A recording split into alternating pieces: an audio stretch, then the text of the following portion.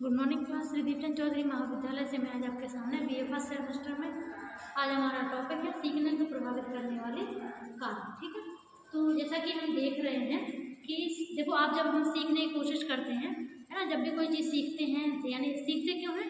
ताकि वो चीज़ हमें याद हो और भविष्य में हम उसका फ़ायदा ले पाएँ। क्योंकि वही है ना कि जो चीज़ें हमारे मस्तिष्क में होती हैं तो भविष्य में हमें काम आने पर काम आ जाती है ना। तो यहाँ पर कौन कौन से ऐसे कारक हैं जो हमारी बुद्धि सीखने को प्रभावित करते हैं? तो यहाँ पर पहला पॉइंट इन्होंने दिया है इंटेलिजेंस, यानी कि बुद्धि। ठीक, अब देखो, ऐसा तो है नहीं है कि सभी व्यक्ति इतने होशियार हैं कि उनको एक बार ही पढ़ने पर याद हो जाता है ना। तो हर व्यक्ति का बुद्धि का अपना एक स्तर होता है। कुछ लोग 2 बार पढ़ने पर ही याद कर लेते हैं, कुछ को 5 बार में याद होता है और किसी किसी को 10 ट्राई लग जाते हैं याद करने में।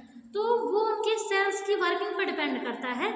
जैसा उनका इंटेलिजेंस लेवल होता है उसी हिसाब से उनको लर्निंग होती है। ठीक है, तो सीखने में बुद्धि का तो सबसे बड़ा रोल है, क्योंकि बुद्धि जिस प्रकार की होती है सीखने में उतने ही ट्रायल लगते हैं व्यक्ति को। ठीक, नेक्स्ट है अभिरुचि या रुझान। ठीक, आप जानते हैं इंटरेस्ट बहुत ही इंपॉर्टेंट है। क्यों?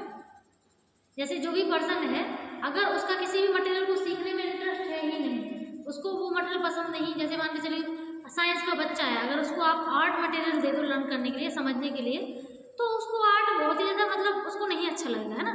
तो वही होता है कि हर व्यक्ति का अपना एक फील्ड इंटरेस्ट होता है कि उसको किस फील्ड में इंटरेस्ट है, तो उस हिसाब से तो व्यक्ति का रुझान होता है। लेकिन अगर मान के चलिए उसकी फील्ड ही हम चेंज कर दें तो फिर उसका रुझान सही से नहीं आता है। ठीक है, और रुझान ना होने की वजह से वो चीज़ें आप सोचो, उम्मीद करो कि वो सीख जाए, तो पॉसिबल ही नहीं है कि वो सीख पाए। ठीक है, नेक्स्ट है शारीरिक अवस्था। तो फिजिकल जो कंडीशन है, अगर हम शारीरिक अवस्था की बात करें तो आप जानते हो, देखो हर व्यक्ति तो शारीरिक तौर पर स्वस्थ है नहीं। जैसे कुछ लोग हैंडीकैप होते हैं, है ना, कुछ लोग मानसिक तौर पर थोड़े से कमज़ोर होते हैं, तो उसका शारीरिक भी स्थिति में उनका फर्क पड़ता है। तो उनकी अवस्था के ऊपर डिपेंड करता है। जैसे मान के चलिए अगर हम बीमार हैं किसी टाइम, मान के चलिए हम बुखार वगैरह है, कोई बीमारी है, अगर आप उसको उस समय आपको कोई चीज़ सिखाने की कोशिश कीजिए, आपको लगता है आप सीख पाएंगे? बिल्कुल भी नहीं। क्यों? क्योंकि उस समय आपकी जो बॉडी की, ब्रेन की जो सेल्स हैं वो ढंग से वर्किंग में है ही नहीं। ठीक, चूंकि बीमार हैं आप, तो आपकी सेल्स वर्किंग ढंग से करनी नहीं है, इसी वजह से आपकी फिजिकल कंडीशन ऐसी है ही नहीं कि आप किसी भी चीज़ को सीख पाएँ। ठीक है, तो फिजिकल कंडीशन भी सीखने में बड़ा इंपॉर्टेंट रोल प्ले करती है। नेक्स्ट है परिपक्वता, यानी कि मैच्योरिटी। ठीक है, तो जब हम बात करते हैं मैच्योरिटी की, देखिए ये तो आप भी समझते हैं कि मैच्योरिटी कभी भी ऐसा नहीं है कि कहीं ये लिखा हो कि इतने साल के आप हो गए तो आपको मैच्योरिटी आ जाएगी, बिल्कुल भी नहीं। मैच्योरिटी व्यक्ति देखो आनुवंशिकता से भी मिलती है। जैसे मान के चलिए कुछ बच्चे जो हैं वो छोटे से ही बहुत मैच्योर होते हैं, है ना, वो जानते हैं कि उनको ऐसा नहीं करना, ये सही नहीं है, ये गलत है, याद है ये सारी चीज़। ठीक, तो मैच्योरिटी जो है वो किसी एज में नहीं आती है। मैच्योरिटी जेनेटिक मिल सकती है, मैच्योरिटी आपको किसी भी परिस्थिति से निकल सकती है। जैसे मान के चलिए अगर हम, जैसे मान के चलिए किसी की फैमिली में कोई बच्चा भले ही बचपना दिखाता हो, छोटा हो, जैसा भी हो, ठीक, लेकिन अगर मान के चलिए उसके पेरेंट्स नहीं रहे तो अब ऑब्वियस है उसको जिम्मेदारी पूरी देखनी ही है।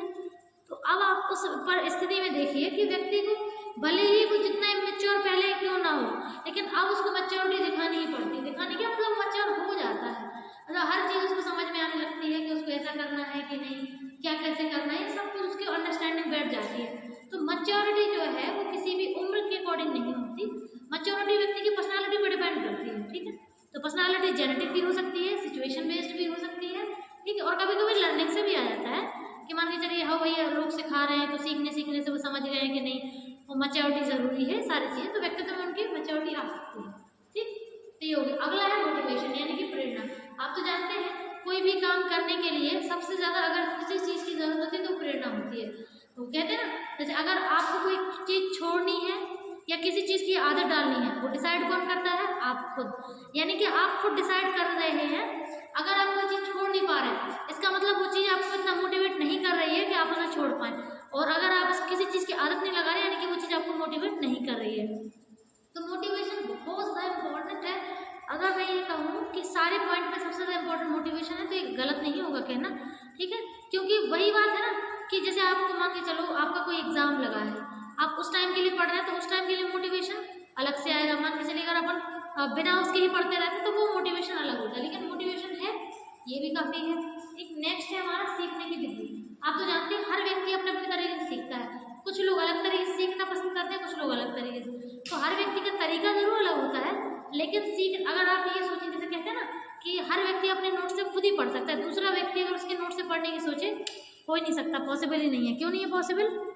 कारण ये है क्योंकि हर व्यक्ति का जो अपना क्या बोलते हैं व्यक्तित्व है वो अलग है, उसका पर्सनालिटी अलग है, इस वजह से उसके सीखने की विधि जो है एक जैसे हो ही नहीं सकती। नेक्स्ट है अभ्यास। आप तो जानते हैं किसी भी चीज़ को सीखने में प्रैक्टिस बड़ी जरूरी है। जैसे हम किसी चीज़ को पहली बार देखते हैं, एक तरीके से ये मान के चलिए केवल रूबरू हुए होते हैं, हम उसके बारे में कुछ जानते तो है नहीं।